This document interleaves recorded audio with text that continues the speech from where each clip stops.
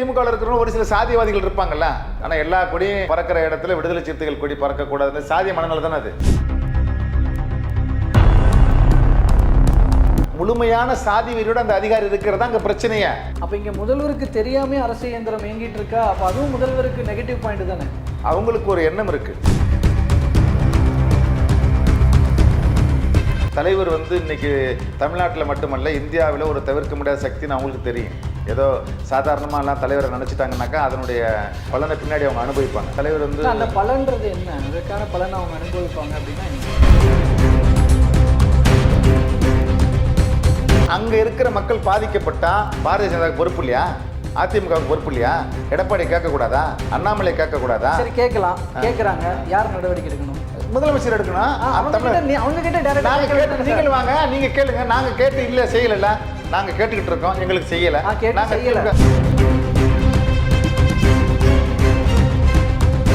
எடப்பாடி பழனிசாமி வீதிக்கு வாங்க, கண்டனத்தை அறிவிங்க, ஆர்ப்பாட்டத்தை அறிவிங்க, பண்ணுங்க. ஆதரவுக்கு வாருங்கள் அப்படின்னு விசிக அதிமுகவை அழைக்கிறது. இது எங்களை பலவீனப்படுத்துறதை தாண்டி திமுகவை பலப்படுத்துற மாதிரி இருக்கு. அவங்க சொல்லி நாங்க கேட்டோம், அது தவறு.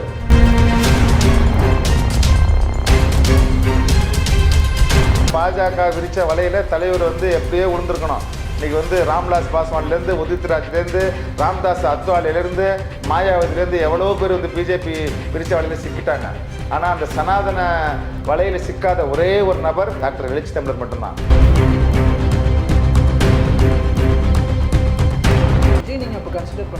இல்லை, அவர் இப்போதானே வந்திருக்கிறாரு. அவர் பேசுகிற அரசியல் தெளிவே இல்லைங்க. அவருடைய அரசியல் என்பது வேறு, தலைவருடைய அரசியல் என்பது வேறு. இது ஒரு பல்கலைக்கழகம், அது இப்போதான் எல்கேஜி.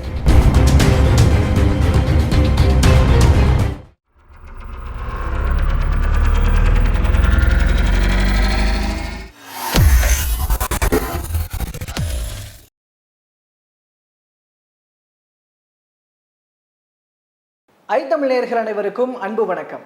இன்றைய சிறப்பு நேர்காணலில் நம்மோடு இணைந்திருக்கிறார் விசிகாவை சேர்ந்த திரு மன்னை ரமணி அவர்கள். அவரிடம் தற்போது பேசுபொருளாக இருக்கிற அம்பேத்கர் விவகாரம் மற்றும் பல தமிழக அரசியல் நிகழ்வுகள் குறித்து பேசலாம். வணக்கம் சார். வணக்கம். இன்னைக்கு ஒரு விஷயம் படிச்சுட்டு இருந்தேன். அதில் இந்த கொடிக்கம்ப விவகாரம், விசிகாவினுடைய கொடிக்கம்ப விவகாரத்தில் ஒரு 21 பேர் அரெஸ்ட் பண்ணப்பட்டிருக்கிற அந்த விஷயத்தில் விசிகா தரப்பில் மதுரையில் ஒரு போராட்டம் நடக்க இருக்குது. திருமாவளவன் அவர்களே தலைமை தாங்குகிறார். இதை எந்த கோணத்தில் எழுதியிருந்தாங்க அப்படின்னா, அந்த கோணத்தில் பார்க்காமலும் தவிர்க்க முடியாது.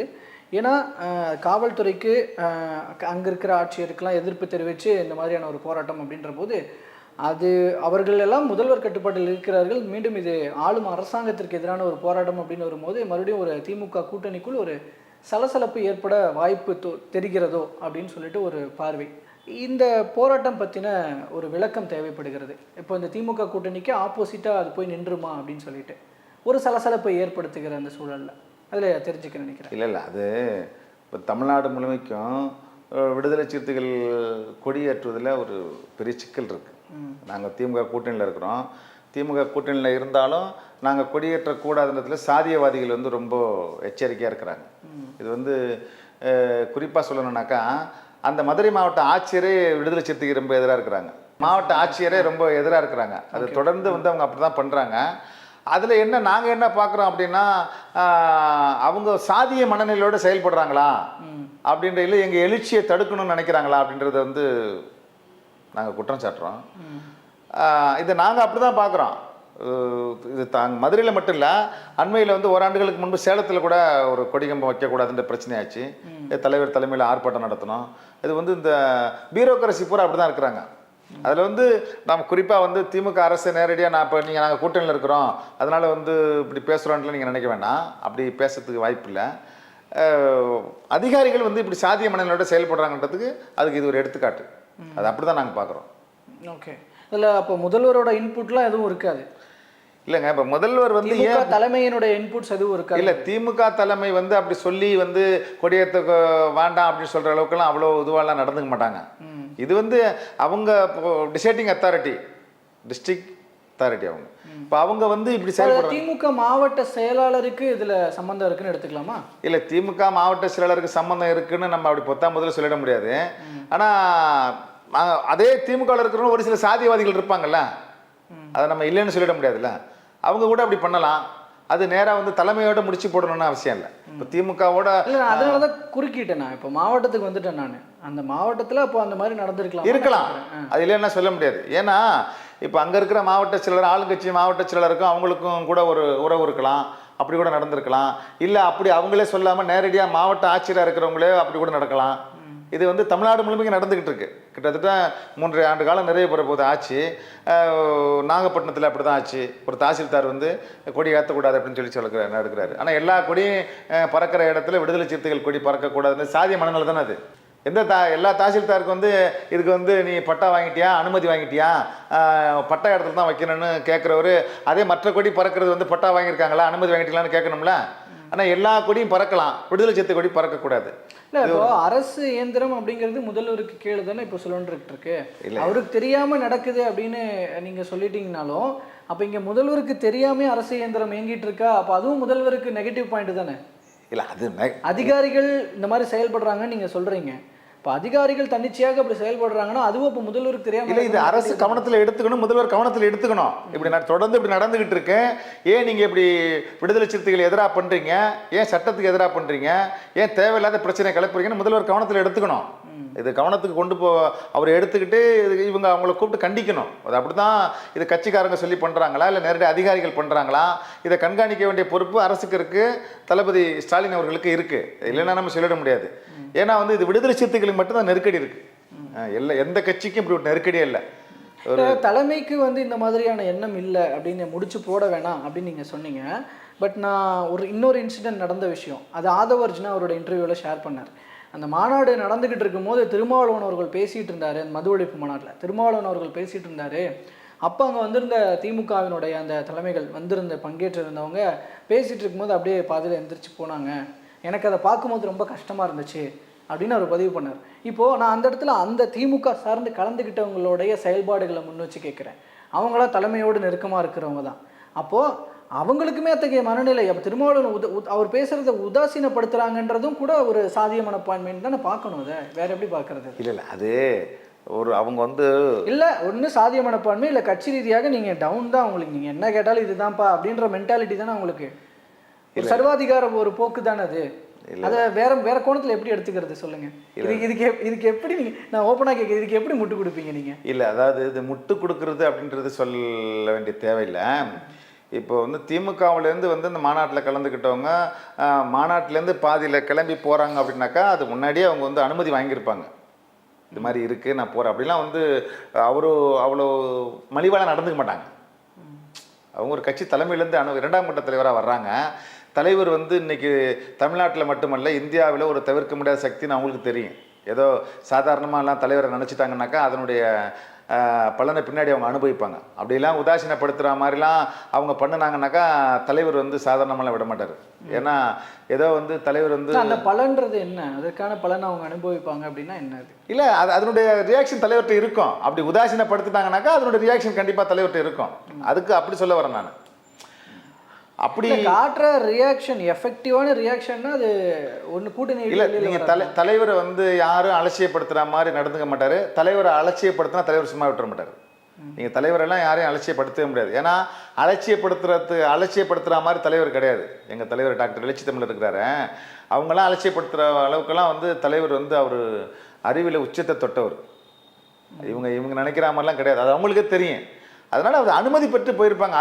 அதை வந்து அவங்க அந்த மனநிலையில் போனாங்கன்னு நாங்களும் பார்க்கல, தலைவரும் பார்க்கல. அவர் அனுமதி பெற்று இது மாதிரி வந்து வேறு எதனா பணி சுமையாக வந்து போயிருக்கலாம் அப்படின்னு தான் நாங்கள் பார்க்குறோம். ஒரு நெருக்கடி மனநிலையோடு தான் திமுக கூட பயணிச்சுட்டு இருக்கிறோன்னு ஒரு ப்ரெஸ் மீட்லேயும் பேசினார் அவர் திருமாவளவன் அவர்கள். ஒரு நெருக்கடி இருக்குது அப்படிங்கிறதையும் சகிச்சுக்கிட்டு இருக்கோம் அப்படிங்கிறத எப்போ பேசினாங்க? ஒரு ப்ரெஸ் மீட்டில் திருமாவளவன் அவர்கள் பேசினார். அதெல்லாம் இந்த மாநாடு பேச்சுக்கள்லாம் போனது இல்லைங்களா, அந்த சமயத்தில் ஒரு ப்ரெஸ் மீட்டில் பேசினார். அதுவும் கொஞ்சம் பேச பொருளாச்சு. ஸோ அந்த அப்போ சகிச்சுக்கிட்டு இருக்கிற மனப்பான்மையும் கொஞ்சம் இருக்கு இல்லையா, மனநிலையும் கொஞ்சம் இருக்கு இல்லையா திமுக கூட்டணியில்? இல்லை, அரசியலே சகிப்புத்தன்மை இருந்தால் இருக்க முடியும், சகிக்கலைன்னா இருக்க முடியாத. ஓகே. ஆமாம், தலைவர் அவர் எங்களுக்கு நிறைய சகிப்புத்தன்மை பற்றி கற்றுக் கொடுத்துருக்கிறாரு. நிறைய விஷயங்களை அவர் என்ன காரணத்துக்காக நாங்கள் சகிச்சுக்கிட்டு தான் இருக்கிறோம் அப்படின்ற விஷயத்த எனக்கு தெரியல என்னான்ட்டு. ஆனால் சகிப்புத்தன்மையான பண்ணுறதுன்னு அரசியல் எல்லாத்தையும் சகிச்சுக்கிட்டு தானே பண்ண முடியும் அரசியல். அதனால் அவங்க அப்படி போனாங்க இப்படி போனாங்கன்ற விஷயத்த நாங்கள் அப்படி பார்க்கல, அனுமதி பெற்று போயிருப்பாங்க. தலைவர் அது இடம் கொடுத்துருப்பாரு, ஒன்றும் பிரச்சனை இல்லை. ஒடுக்கப்பட்ட மக்களினுடைய பிரதிநிதிகளாக இப்போ நீங்கள் இருக்கிறீங்க அப்படின்ற போது ஒடுக்கப்பட்ட மக்களை திமுக எப்படி பார்க்கிறதுன்ற ஒரு கேள்வி. வேங்கை வயலில் இப்போ வரைக்கும் ஒரு முடிவு எட்டப்படவே இல்லை, ஒரு தீர்வு கிடைக்கவே இல்லை, குற்றவாளிகள் தண்டிக்கப்படவே இல்லை, கண்டுபிடிக்கப்படவில்லை அப்படின்னு ஒரு விஷயம் இருக்குது. முக்கியத்துவம் ஆகும் பரவாயில்ல அதெல்லாம், ஏன்னா அங்கே இருக்கிற உயர் சாதி வகுப்பினர் கோபத்திற்கு உள்ளாயிடுவார்களோ, இல்லை அந்த ஓட் பேங்க் வேணும் அந்த பாயிண்ட் ஆஃப் வியூவில் தான் இருக்கிறாங்களோன்ற ஒரு பார்வையை இந்த இடத்துல தவிர்க்க முடியாதுல்ல. இந்த இடத்துல கேட்குற இடத்துல விசிகாவும் இருக்குன்ற போது அப்போ விசிகாவும் குரலும் எடுபடலை அப்படின்னு ஒரு விஷயமும் இருக்கு இல்லையா, இதை புறந்தள்ளிட்டு போயிட முடியாது. இல்லை, இதில் என்னென்னா விசிகாவை மட்டுமே முதன்மைப்படுத்தி இது எல்லா கேள்விகளும் கேட்கப்படுறது. இப்போ வேங்கைவேல் பிரச்சனை பிரதிநிதிகள் நீங்களே தான் இல்லை, நாங்கள் இருக்கிறோம், நாங்கள் இல்லைன்னு சொல்லலை. இப்போ கிட்டத்தட்ட 69 எம்எல்ஏக்கள் அதிமுகவில் இருக்காங்க, எதிர்கட்சி அவங்க தான் இருக்கிறாங்க. பாரதிய ஜனதாவில் எம்எல்ஏக்கள் இருக்காங்க, மற்ற கட்சியில் எம்எல்ஏக்கள் இருக்காங்க. வேங்கை வயல் பிரச்சனையில் விடுதலை சிறுத்தைகள் மட்டும்தான் முதல்வரை கேட்கணுமா? விடுதலை சிறுத்தைகள் மட்டும்தான் அழுத்தம் கொடுக்கணுமா? ஏன் மற்ற அதிமுக ஒரு ஆர்ப்பாட்டம் நடத்தி வேங்கை வயல் பிரச்சனையில் குற்றவாளிகள் ஏன் கைது செய்யப்படவில்லை, தமிழக அரசு என்ன செய்கிறது கேட்கலாம்ல?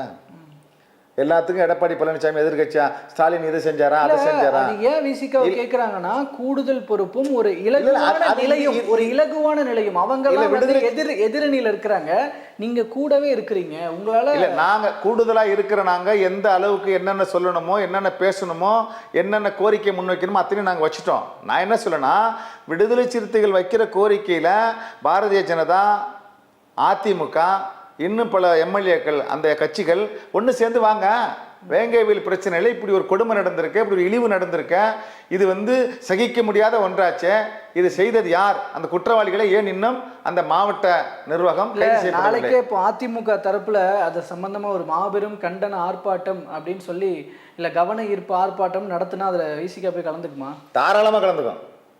வேங்கைவேல் பிரச்சனையில் ஏங்க அதாவதுங்க, நாங்கள் திமுகவோட கூட்டணியில் இருக்கிறோன்றதான். ஆனால் திமுகவோட கூட்டணியில் இருந்துக்கிட்டு மக்கள் விரோத பிரச்சனைகளை, மக்களுக்கு எதிரான பிரச்சனைகளை, சட்டத்துக்கு எதிரான பிரச்சனைகளை, இங்கே நடக்கிற கொடுமைகளை எதங்க கண்டிக்கலை விடுதலை சிறுத்தைகள்? எதை கண்டிக்கலை? எல்லா அதாவது எதிர்கட்சி என்ன நிலைப்பாட்டை எடுத்திருக்குமோ அத்தனையும் கூட்டணியில் இருந்துக்கிட்டு எதிர்த்து போராடின இயக்கம் விடுதலை சிறுத்தைகள் கட்சிங்க. எங்கள் தலைவர் அண்ணன் திருமாவளவன். நீங்கள் எதை முன்னெடுக்கல? இப்போ நீங்கள் கேட்குற கேள்வி நான் உங்கள் மூலியமாக நான் அந்த கேள்வி வைக்கிறேன். நான் அதிமுக வேங்கைவேலி பிரச்சனையில் என்ன நிலைப்பாடு? உயர்நீதிமன்றம் கேள்வி கேட்டிருக்கு, ஏன் வேங்கைவேல் குற்றவாளிகள் இன்னும் கைது செய்யப்படவில்லை அப்படின்னு கேட்டிருக்குல்ல. அதிமுக நிலைப்பாடு என்ன? பாரதிய ஜனதா நிலைப்பாடு என்ன? சொல்லுங்க. அண்ணாமலையோட நிலைப்பாடு என்ன சார்? அவங்க எதிர் நிலைப்பாடு தானே சார். என்ன நிலைப்பாடு? நடவடிக்கை எடுக்கிற இடத்துல திமுக தானே. ஏன் வாங்க போராட்டம் பண்ணுங்க, என்ன பண்ண முடியும்? போராட்டத்துக்கு வாங்க, களத்துக்கு வாங்க, வேங்கைவேலுக்கு வாங்க. வேங்கைவேல் மாவட்ட ஆட்சியர் அலுவலகம் முன்பு போராட்டம் பண்ணுங்க. வேங்கைவேல் நடந்த சொல்யூஷன் எடுக்க வேண்டிய இடத்துல இருக்கிற திமுகவை கேள்வி கேட்காம எதிர்த்து கேள்வி கேட்கக்கூடிய இடத்துல இருக்கிற அதிமுகவே பாஜகவே கேள்வி கேட்பதுன்றது நியாயமானதா? இல்ல இல்ல, அந்த மக்களினுடைய பிரதிநிதிகளாக இருக்கிற நீங்க யாரை நோக்கி கேள்வி? அங்க இருக்கிற மக்கள் பாதிக்கப்பட்டா, அங்க இருக்கிற மக்கள் சாதிய வன்கொடுமைக்கு ஆளாக்கப்பட்டா, அங்க இருக்கிற மக்களுக்கு ஒரு இழிவு நடந்தா பாரதிய ஜனதாவுக்கு பொறுப்பு இல்லையா? அதிமுகவுக்கு பொறுப்பு இல்லையா? எடப்பாடி கேட்கக்கூடாதா? அண்ணாமலை கேட்கக்கூடாதா? சரி, கேட்கலாம். கேட்கறாங்க, யார் நடவடிக்கை எடுக்கணும்? முதலமைச்சர் எடுக்கணும். அவங்க கிட்ட நாங்க கேட்டு நீங்கள் வாங்க, நீங்க கேளுங்க. நாங்க கேட்டு இல்ல செய்யல, நாங்க கேட்டுக்கிட்டு இருக்கோம், எங்களுக்கு செய்யல. நாங்க அந்த பாயிண்ட் தான். இல்ல இல்ல இல்ல, நாங்க கேட்டுக்கிட்டு இருக்கோங்க. நாங்க கூட்டணியில இருந்தாலும் அதை வலியுறுத்துறோம். எங்க தலைவர் வலியுறுத்துறாரு, நாங்க கேட்டுக்கிட்டு இருக்கோம்ல. நீங்க கூடுதல் பொறுப்பு இருக்குல்ல, நீங்கள் மக்கள் பிரதிநிதி தானே, நீங்கள் எதிர்கட்சியா இருக்கிறீங்களா, எல்லா பிரச்சனைக்கும் வாய் கிழிக்கிறீங்களா, பேசுறீங்க, சவுடால் பேசுறீங்களா? முதல்வர் இதை செய்தாரா, அதில் செய்தாரா, தேர்தல் அறிக்கையில செய்ததையெல்லாம் நடைமுறைப்படுத்தி விட்டாரா, சொன்னதையெல்லாம் கேட்கிறாருல. வேங்கைவேல் பிரச்சனையில ஏன் நடவடிக்கை எடுக்கல? எடப்பாடி பழனிசாமி வீதிக்கு வாங்க, கண்டனத்தை அறிவிங்க, ஆர்ப்பாட்டத்தை அறிவிங்க, பண்ணுங்க. இங்கே போராட்டம் நடத்துறீங்க, அங்கே போராட்டம் நடத்துறீங்க, மற்ற பிரச்சனைக்குல ஏன் இந்த பிரச்சனை உங்களுக்கு வாக்கு போயிடும். ஓகே, ஆதரவுக்கு வாருங்கள் அப்படின்னு விசிகா அதிமுகவே அழைக்கிறது. இல்லை ஆதரவுக்கு வாருங்க அப்படின்னு இந்த விவகாரத்தில் தான் சொல்கிறேன். இது ஆதரவு இல்லை, மக்கள் பிரச்சனையில மக்களுக்கு நடந்த அந்த கொடுமையை ஏன் இன்னும் குற்றவாளிகளை கண்டுபிடிக்கல அப்படின்னு போராட்டத்தில் என்னன்னா அங்கே விசிக்காம நிற்கும். அதில் வந்து எந்த தயக்கமும் இல்லை. நம்ம ஆரம்பிச்ச இந்த கொடிக்கம்பம் மேட்டருக்கே வரேன். இப்போ கொடிக்கம்பம் மேட்டரில் வந்து ஒரு விசிகாவால் கொடிக்கம்பம் கூட நட முடியல அப்படின்னு ஒரு சுச்சுவேஷன் இருக்குது. நீங்கள் தான் சொன்னீங்க. ஆளும் அரசோடு கூட்டணியிலிருந்தும் இத்தகைய நிலை இருக்கிறத உங்களுக்கு ஒரு நெகட்டிவாக பார்க்கல. அப்போ இந்த இடத்துல திமுகவினுடைய பங்கு இல்லாமல் இப்படி ஒரு சுச்சுவேஷன் இருந்திருக்கு. இது ஏன்னா டோட்டல் ஸ்டேட்டே அவங்க கையில் இருக்குது, கவர்மெண்ட் அவங்க கையில் தான் இருக்குது. அவங்க நினச்சாங்கன்னா உங்களால் எங்கே வேணால் கொடிக்கம்பம் நட முடியும். ஏன்னா இங்கே தடை போடுறது காவல்துறை தான். அப்போ நீங்கள் அதில் திமுகவுக்கு என்ன அழுத்தம் கொடுத்துட்டீங்க, எதிர்கருத்தை பதிவு பண்ணிட்டீங்க, எங்களோட கட்சி கொடியை நட கூட முடியாதா கூடாதா அப்படின்னு நீங்கள் என்ன கேள்வி கேட்டிருக்கிறீங்க திமுகவை நோக்கி?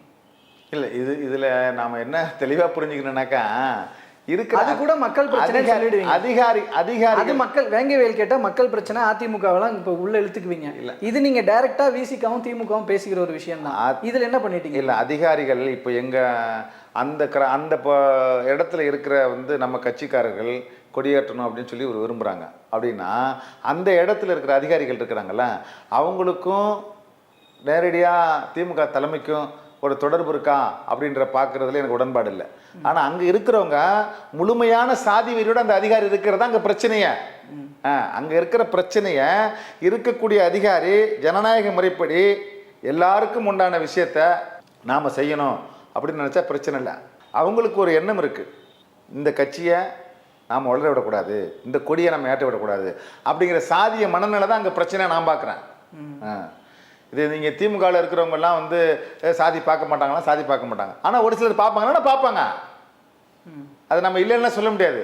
ஓகே, இது நீங்கள் அந்த இடத்துல மட்டும் சுருக்கிட முடியாது. தமிழ்நாடு ஃபுல்லாக இந்த நிலைமை தானே இருக்குது. தமிழ்நாடு ஃபுல்லாக இருக்கு. தமிழ்நாடு நிலைமை இருக்குன்னா அப்போ அந்த இடத்துல முதல்வர் கண்டிப்பாக இந்த இடத்துல ஒரு பொறுப்பேற்க வேண்டிய நிலைமை இருக்குல்ல. சரி, நீங்கள் அங்கேனா கூட மதுரையில் மட்டும்தான் அப்படின்னா கூட நீங்கள் மதுரையை மட்டும் வட்டம் போட்டு இங்கே மட்டும்தான் அப்படின்னு சொல்லி அங்கே மட்டும் ஏதோ ஒரு நிலைமை இருக்குப்பா அப்படின்னு விட்டுறலாம். தமிழ்நாடு முழுக்க அதே நிலைமை தான். அப்போ எல்லா இடத்துலையும் அந்த பிரச்சனை வெடிக்கும் போது அப்போ அந்த இடத்துல நீங்கள் டேரெக்டாக முதல்வர்கிட்ட பேசலாம். அப்போ அந்தந்த பகுதி நிர்வாகிகளை தாண்டி முதல்வருக்கும் போயிடலாம் இல்லையா? இல்லை, இப்போ அரசு துறை அதிகாரிகளையும் தாண்டி அரசு நிர்வாகம் போனாலும் முதல்வருக்கு போயிடலாம் இல்லையா?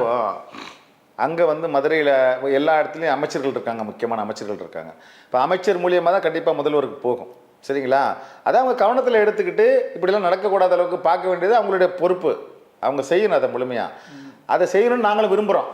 அதுக்கு தான் உங்களோட ஆக்ஷன்ஸ் எந்த அளவுக்கு இருக்கும் அப்படிங்கிறது தான். இல்லை, கண்டிப்பாக அந்த ஆர்ப்பாட்டம் அறிவிச்சிருக்காரு தலைவர். அந்த ஆர்ப்பாட்டத்துக்கு கண்டிப்பாக தலைவர் நடத்துவார். அந்த ஆர்ப்பாட்டம் மூலியமாக அரசுக்கு என்ன வந்து கோரிக்கை வைக்கணுமோ, அரசு என்ன கேட்கணுமோ கண்டிப்பாக கேட்பார். அதில் எல்லாம் கலந்து போனாங்க. இப்போது ஆதவ அர்ஜுனாவின் மையப்படுத்தி வைக்கிற ஒரு விஷயம் அண்ட் திமுக கூட்டணிலையும் விசிகாவுக்கு நடந்துக்கிட்டு இருக்கிற சில விஷயங்கள் மக்கள் பாயிண்ட் ஆஃப் வியூலேருந்தே சொல்கிறேன். இப்போ நம்ம அதெல்லாம் பற்றி தான் பேசணும். ஒரு ஒடுக்குமுறை அப்படிங்கிறது இன்னும் மாறாமல் இருக்கே அப்படின்றது. அப்போ அந்த பாயிண்ட்லாம் வச்சு இங்கே கூட்டணி விவகாரம் அப்படின்னு வரும்போது ஆதவ அர்ஜுனாவை வச்சு பார்க்கும்போது இங்கே விஜய் அதிமுக குறிப்பாக விஜய் நோக்கி விசிகா நகர்வதற்கான ஒரு சாத்தியக்கூறு இருக்கிறதோ அதை நோக்கி ஆதவ அர்ஜுனா ஏதோ சில காய்கள் எல்லாம் நகர்த்திட்டு இருக்கிறாரோ அப்படின்னு திருமாவளவன் அவர்கள் கூட விஜய் அவர்களை வந்து கொஞ்சம் ஹைலைட் பண்ணி பேசின விஷயங்களும் இருக்குது. இந்த மாநாட்டுக்கெல்லாம் முன்பெல்லாம் அதை பேசியிருந்தார். முக்கியமான ஒரு சக்தியாக விஜய் விளங்குவதற்கான வாய்ப்பும் இருக்கிறது அப்படின்னு சொல்லி. அப்போது விசிகாவிற்கு தாவேகாவை நோக்கி எத்தகைய பார்வை இருக்கிறது அப்படின்னு கூட்டணிக்கு ஏதாவது பாசிபிள் இருக்கா அப்படின்னு? இல்லை, நடிகர் விஜய் அவர்கள் கட்சி தொடங்கிய பிறகு வாழ்த்து தெரிவித்தவர் எங்களுடைய தலைவர் அவர்கள். அவர் வந்து கட்சி தொடங்கட்டும், மக்கள் பணியாற்ற வரட்டும், அதை அன்போடு நான் வரவேற்கிறேன் அப்படிலாம் சொல்லியிருக்கிறாரு. அப்போ இந்த மாநாடு அறிவித்த பிறகு அந்த மாநாட்டில் வந்து அவர் விஜய் பேசிய பேச்சுக்கள் வந்து அது முற்றிலும் வந்து ஒரு கருத்தியல் முரண் வந்துடுச்சு.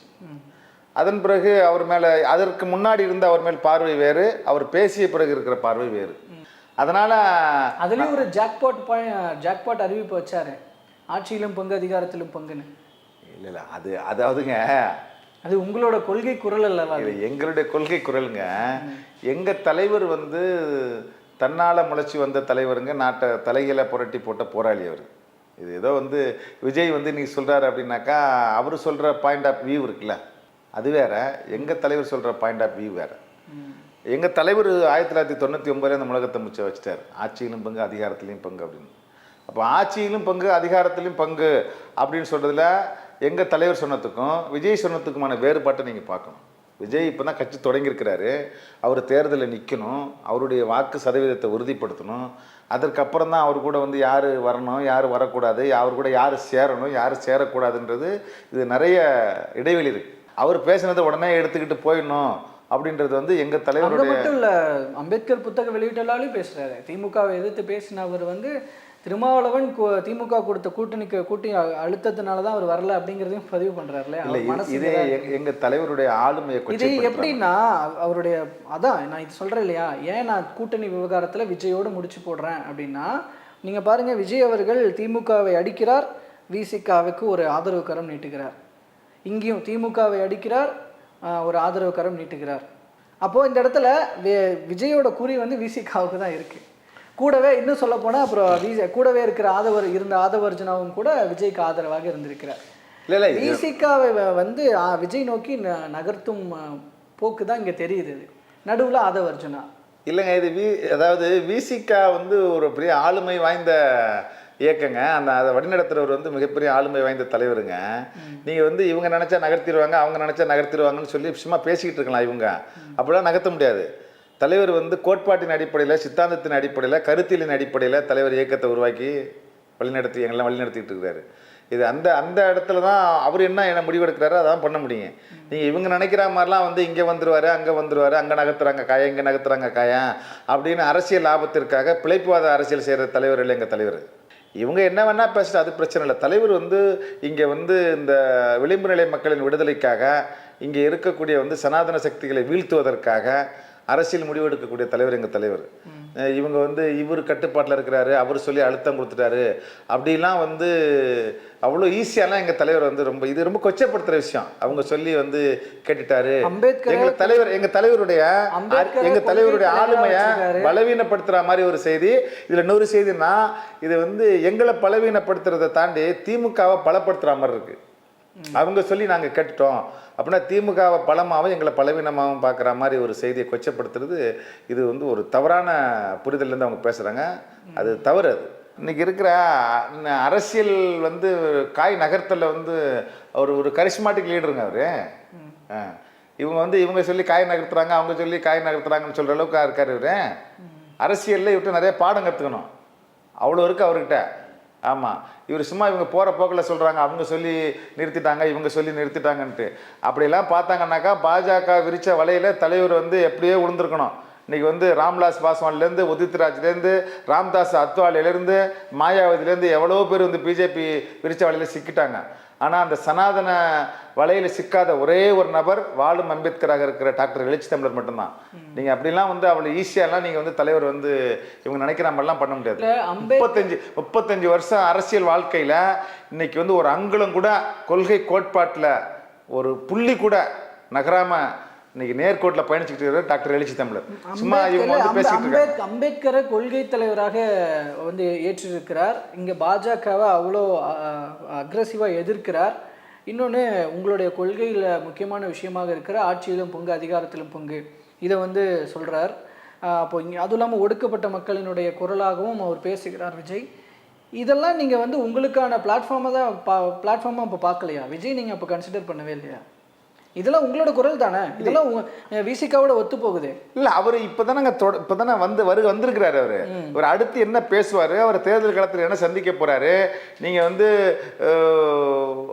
அவர் பேசுகிற அரசியல்னா தெளிவே இல்லைங்க. விஜய் பேசக்கூடிய அரசியலில் இன்னும் ஒரு தெளிவு கிடையாது. அந்த தெளிவு கிடைச்ச உடனே தெளிவு இல்லாமல் நாம போய் இப்போ நமக்கு தலைவருக்கு வந்து விடுதலை சிறுத்தைகளுக்கு வந்து ஒரு மிகப்பெரிய நீண்ட பயணம் இருக்குது. அந்த பயணத்தில் பயணிக்கணும் அப்படின்னாக்கா தலைவர் வந்து சரியான பாதையில் போயிட்டுருக்கிறாரு. அது அவருக்கு தெரியும். அவருக்கு போய் யார் பாடம் எடுக்கணும்னு அவசியம் இல்லை.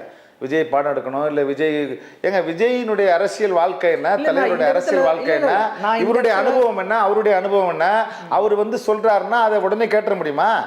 அவர் சொல்கிறார் விஜய் வராரு. இந்த இடத்துல அவங்க சொல்கிறத உடனே கேட்டுருணும். திருமாவளவனை குறைத்து மதிப்பிடுகிறீர்கள், நான் அந்த எண்ணத்தில் சொல்லலை. உங்களுடைய குரலுக்கு வலு சேர்க்கிற இன்னொரு குரல் வந்திருக்கிறது, அதோடு கூட்டணி சேரும் வாய்ப்பு இருக்கிறதா, அப்படிதான் நான் கேட்குறேன். இல்ல அந்த இடத்துல திருமாவளவன் தான் சீனியர், அந்த திருமாவளவன் தான் சீனியர். அதையும் இல்ல அவர் வந்து பிஜேபியும் பாசிசன்றாரு, திமுகவை பாயாசன்றாரு. அப்ப பாசிசம்னா என்ன, பாயாசம்னா என்ன, ரெண்டையும் விமர்சிக்கிறாரு. இப்போ இங்க வந்து சனாதன சக்திகள் கால் ஊன்ற விடக்கூடாது, பாரதிய ஜனதா வளர விடக்கூடாதுன்னு நினைக்கிற ஒரு முக்கியமான குறிக்கோளோட விடுதலை சிறுத்தைகள் பயணிச்சுக்கிட்டு இருக்கு. அந்த அடிப்படையில் தான் திமுக கூட்டணி, இங்கே மதசார்பற்ற முற்போக்கு கூட்டணி உருவாக்கி, அந்த கூட்டணியை உருவாக்கியதில் முக்கியமான பங்கு விடுதலை சிறுத்தைகளுக்கு உண்டு. அந்த அடிப்படையில் பயணிச்சுக்கிட்டு இருக்கோம். இப்போ நீங்கள் அவங்கள பாசிசன்றீங்க, இங்கே பாயசன்றீங்க, என்ன சொல்ல வரீங்க நீங்கள்? என்ன சொல்ல வரீங்க நீங்கள்? பிஜேபி எதிர்க்கணும்னா அந்த கூட்டணி தேவை. இப்போ பிஜேபி வளரக்கூடாதுனாக்கா அந்த கூட்டணி வலுப்பெறணும். பிஜேபி இங்கே வெற்றி பெறக்கூடாதுன்னா இது வலுவாக இருக்கணும். அப்போ இது யாரை எடுக்கிறீங்க, உங்கள் ஸ்டாண்ட் என்ன அப்படின்னா அப்போ தலைவருக்கு தெரியாதா என்னன்னு சொல்லிட்டு? இப்போ விஜய் மாநாட்டில் கூட்டம் சேர்ந்துருச்சு, பிரச்சனை இல்லை. அவர் ஒரு பெரிய இன்னைக்கு சிறந்த நடிகராக இருக்கிறார் தமிழ்நாட்டில், அவர் கூட்டம் சேர்ந்துருச்சு. அதை மட்டுமே நாம் வந்து அளவுகளை வச்சிட முடியுமா? அது மட்டுமே தீர்மானிச்சிருமா? அதல்ல. நீங்கள் என்ன கோட்பாடு பேசுகிறீங்க, என்ன கொள்கையை பேசுகிறீங்க, என்ன அறிக்கை கொடுக்குறீங்க, இங்கே நடக்கிற பிரச்சனைகளுக்கு உங்களுக்கு எதிர்வினை என்ன, எந்த போராட்டத்தில் இறங்குறீங்க, அதில் ஒன்று அக்செப்டேஷன் இருக்குல்ல, ஏற்றுக்கொள்வது இருக்குல்ல, இதெல்லாம் தானே தீர்மானிக்க. அப்படியெல்லாம் வந்து பல நெருக்கடிகளை, கல் முள்ளுகள்லாம் வந்து நடந்து கரடுமுரடான பாதையை கடந்து விடுதலை சிறுத்தைகள் இந்த நிலைமைக்கு எட்டிருக்குங்க. நேற்று வந்துட்டாருன்றதுனால வந்து உடனே அவர் சொல்கிறத கேட்கணும் அப்படின்னு சொல்கிறதுனுடைய வித்தியாசத்தை நம்ம முதல்ல பார்க்கணும். அவருடைய அரசியல் என்பது வேறு, தலைவருடைய அரசியல் என்பது வேறு. இது ஒரு பல்கலைக்கழகம், அது இப்போ தான் எல்கேஜி. Okay sir. ஸோ பொறுத்திருந்து பார்க்கலாம். ஏன்னா இதில் இருக்கிற பாசிபிலிட்டிஸ் எல்லாமே கேட்டு தெரிஞ்சுக்கணும்னு நினச்சேன், அதுக்காக தான் கேட்டேன். ஸோ தொடர்ந்து அடுத்தடுத்து என்ன நடக்க போகிறது அப்படிங்கிறதையும் எதிர்காலத்தில் பொறுத்திருந்து பார்க்கலாம். தற்போது நடக்கிற நிகழ்வுகள் குறித்து உங்களோட பார்வைகளையும் கருத்துக்களையும் எங்களோடும் எங்கள் மூலமாக மக்களோடும் பகிர்ந்துகிட்டதுக்கு ரொம்ப நன்றி. நிகழ்ச்சி